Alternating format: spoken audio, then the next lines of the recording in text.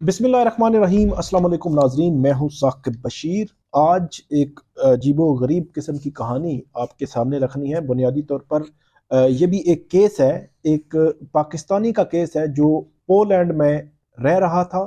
वहाँ पे जो जो ख़वातीन हैं, दो ख़वातीन हैं, उनके साथ शादी की।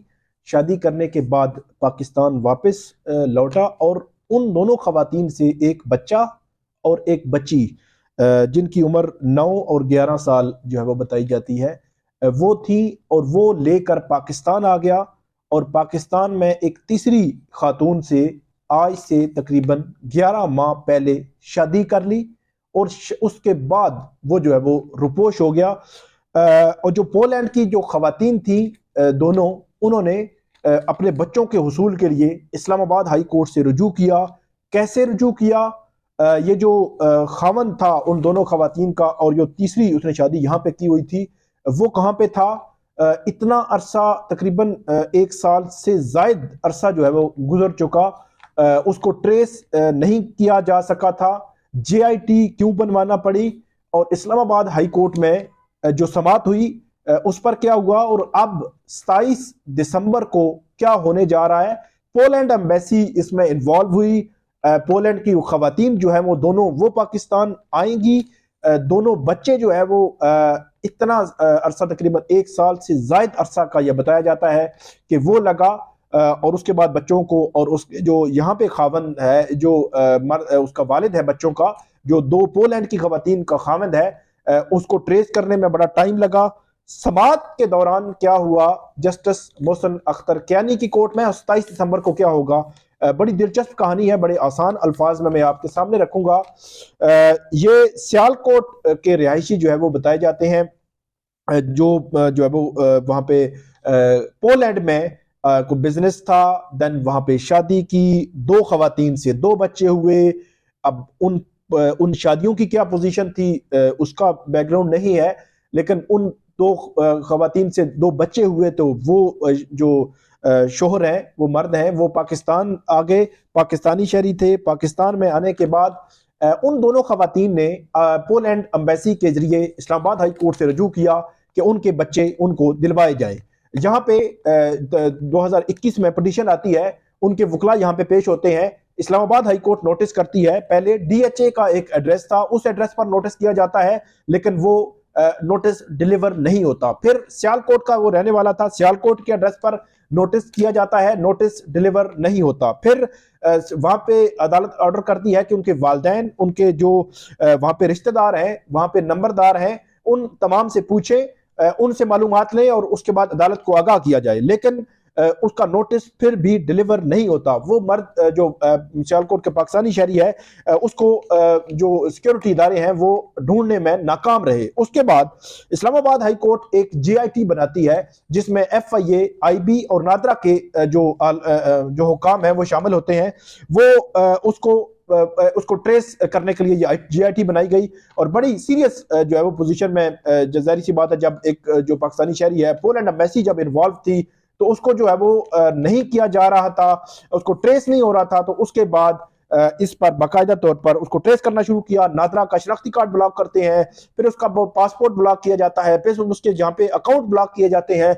और उसके बाद FIA जो है वो तकरीबन 2 रोज कबल FIA उस बंदे तक पहुंचने में कामयाब हो जाती है। उसके बाद उसके दोनों बच्चे, 9 और 11 साल उम्र के बच्चे, वो जो पाकिस्तानी शहरी है, सियालकोट का रहने वाला, वो, और उसकी पाकिस्तान में जो 11 माह पहले शादी हुई थी उसकी वो बीवी, ये चारों लोग जो है वो FIA उनको ले आती है। और इस्लामाबाद हाई कोर्ट से जो है वो दरखास्त की जाती है कि, क्योंकि इसके केस का जनवरी में था, लेकिन दरखास्त की जाती है कि इस केस को जल्दी जो है वो फिक्स किया जाए और अदालत इस केस को जल्दी जो है वो सुन ले, ताकि अभी उनको हम पेश कर देंगे।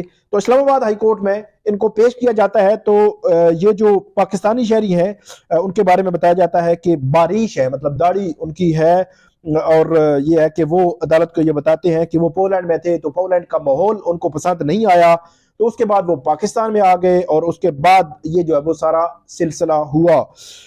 इसमें इस्लामाबाद हाई कोर्ट जो है वो उसने, एक तो इस्लामाबाद हाई कोर्ट ने ये कहा। वहां पे जो एडिशनल अटॉर्नी जनरल है बैरिस्टर मुनव्वर इकबाल दुगल वो भी मौजूद थे। इसके अलावा पोलैंड एम्बेसी के हुकाम भी मौजूद थे। ये चारों लोग भी जो पाकिस्तानी शहरी है उसका उसके दो बच्चे और उसकी जो पाकिस्तानी बीवी है वो भी चारों मौजूद थे।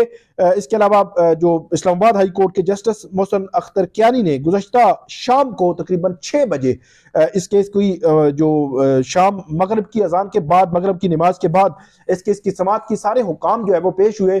तो वहां पे फिर अदालत ने जब ये पेश हुए तो अदालत ने एक तो बच्चों के हवाले से ये हुक्म दिया है कि बच्चे जो है वो उनको सेफ कस्टडी में रखा जाए जब तक कि पहले तो जो पोलैंड एम्बेसी के जो लोग थे वो ये कह रहे थे कि बच्चों की हवालगी एम्बेसी को दे दी जाए और एम्बेसी जो है वो उन खवातीन पोलैंड की खवातीन तक बच्चों को पहुंचा देगी।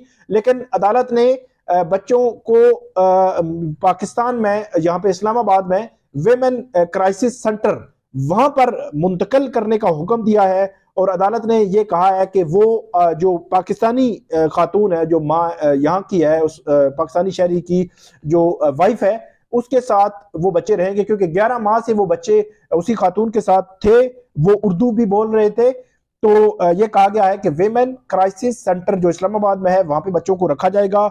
17 दिसंबर को ये 27 दिसंबर को जो पोलैंड की खवातीन है वो दोनों आएंगी पाकिस्तान में और यहाँ पे फिर दोबारा जो है वो समाअत होगी।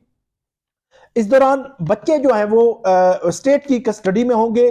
उनकी सिक्योरिटी, उनके सारे मामला जो है वो देखना जो है वो उनकी जिम्मेदारी है। एडिशनल अटॉर्नी जनरल जो मुनव्वर इकबाल दुगल है उनको ये कहा गया कि आप बच्चों के हवाले से, उनकी सिक्योरिटी के हवाले से सारे मामला जो है वो आप देखेंगे। तो अब 27 दिसंबर को इस केस की समाअत होगी। पोलैंड की खवातीन भी आएंगी, पोलैंड एम्बेसी के लोग भी आएंगे, बच्चों की हवालगी होगी। इसी के दौरान जो पाकिस्तानी शहरी है उसने डेफिनेटली बच्चों को छुपा के रखा हुआ था या बच्चों की हवालगी नहीं हो रही थी, उस तक एक्सेस नहीं हो रही थी, वो जेआईटी उसके लिए बनाना पड़ी, जेआईटी बनी और उसके बाद सारा मामला हुआ। लेकिन अदालत ने उसको 1 लाख रुपए श्योरिटी के एवज अदालत ने उसको जो है वो छोड़ दिया। 27 दिसंबर को अब ये सारे लोग जो है वो दोबारा वहां पे पेश होंगे। लेकिन इसमें एक पहलू ये है कि जिन बच्चों को पाकिस्तानी शहरी पोलैंड से उन दो खवातीन से छीन कर या जैसे भी उनकी मर्जी के बगैर पाकिस्तान लाया था, उनको 27 दिसंबर को वो खवातीन अदालत में पेश हो गई। तो पोलैंड एम्बेसी के हुकाम की मौजूदगी में उन बच्चों को उन खवातीन के हवाले कर दिया जाएगा और उसके बाद बज़ाहिर लगता है कि बच्चों को डेफिनेटली खवातीन जो है वो साथ लेके जाएंगी। तो ये एक कहानी थी, बड़ी एक अजीबोगरीब कहानी। जाहिर सी बात है पाकिस्तानी शहरी अब किस पोजीशन में लेके आया, उनसे धोखा किया, क्या सूरत हाल थी उनको बताया नहीं, उनकी मर्जी के बगैर लेके आया। तो यारी सारी सिचुएशन में यहाँ पे लेके आया, छुपा रहा था, अदालत से छुपा रहा था, सिक्योरिटी इदारों से छुपा रहा था, लेकिन आखिरकार जो है वो इदारे उस तक पहुंच गए और अब जो बच्चों की हवालगी जो है वो 27 दिसंबर को होगी। तो ये थी एक कहानी, केस और फैक्ट्स और ये चीजें जो पाकिस्तानी शहरी पोलैंड गया, यहाँ आया, वापस आया और सारी उसमें जो है वो पोशीदा। तो 27 दिसंबर को भी जो अपडेट होगी वो हम आपके साथ शेयर करेंगे। आप हमें फीडबैक जरूर दीजिएगा। अल्लाह हाफिज।